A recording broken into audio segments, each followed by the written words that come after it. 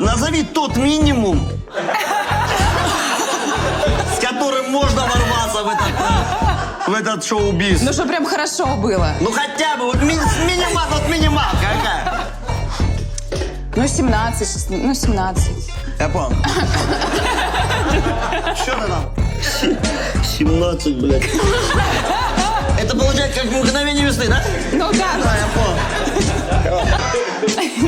А где же еще взять-то? Ну, 17, хорошо. Хуй с ним, найду. По толщине что там? Да вот, мне кажется, примерно так, померь. Ну, это не 17. Ну, это, блядь, не 17, я вас умоляю. Вот 10. Ну, Как ты так, блядь, 10 раз? Это что за пиздец? Это что за опыт у тебя? Согласна. Ну, вот 10, Дима, сразу. А, блядь, что за пиздец 10, Дима?